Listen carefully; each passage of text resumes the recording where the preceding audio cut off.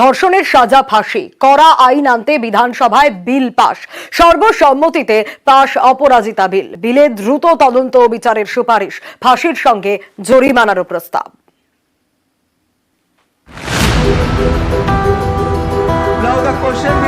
ধর্ষণের শাস্তি ফাঁসি, মঙ্গলবার বিধানসভায় পাস হলো বিল।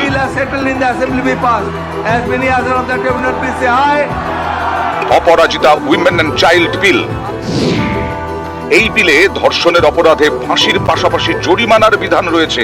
জরিমানার টাকায় নির্যাতিতাকে ক্ষতিপূরণ দেওয়া হবে। নির্যাতিতার মৃত্যু হলে তার পরিবার সেই টাকা পাবে। এই ধরনের অপরাধের বিচার হবে ফাস্ট ট্র্যাক কোর্টে। ধর্ষণের তদন্তে তৈরি হবে অপরাজিতার টাস্ক ফোর্স। দ্রুত তদন্ত শেষ করে বিচারের ব্যবস্থা করতে হবে। নির্দিষ্ট সময়ের মধ্যে তদন্ত শেষ না হলে শাস্তির মুখে পড়তে পারেন টাস্ক ফোর্সের সদস্যরা। কেন্দ্রের ভারতীয় ন্যায় সংহিতা এবং ভারতীয় সুরক্ষা সংহিতার বেশ কিছু ধারায় সংশোধনী আনা হয়েছে এই বিলে। ভারতীয় সংবিধানের যুগ্ম তালিকায় আইটেম নম্বর 1-এ ফৌজদারি আইনের উল্লেখ আছে। সেক্ষেত্রে রাজ্য চাইলে আইন আনায় কোনো বাধা নেই।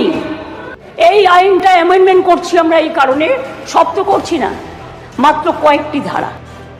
মনে রাখবেন, এই নতুন বিলের তাৎপর্য 3টি।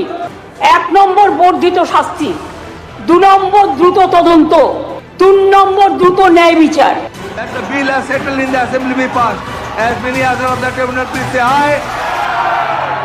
এদিন বিধানসভায় সর্বসম্মতিতে পাস হয় অপরাজিতা বিল। তারই মধ্যে চাপানুতোর। I, as leader of opposition, fully support this bill named the Aparajita Women and Child West Bengal Criminal Laws Amendment Bill 2024. অপেক্ষায় থাকবো যে কবে এই বিলটা রুলসে পরিণত হবে এবং বিএনএসএ ইনকর্পোরেট হয়ে এই বিল রুলসে পরিণত হয়ে কার্যকর হবে। বিরোধী দলনেতা কতকগুলো কথা বললেন, রুলসে পরিণত করার দায়িত্ব কার্যকর হবে কি? গভর্নরকে, মাননীয় গভর্নরকে বলুন এটাকে সই করে দিতে বিলটা। তারপরে যদি কার্যকর না হয় তার দায়িত্ব আমাদের। নিউজ 18 বাংলা।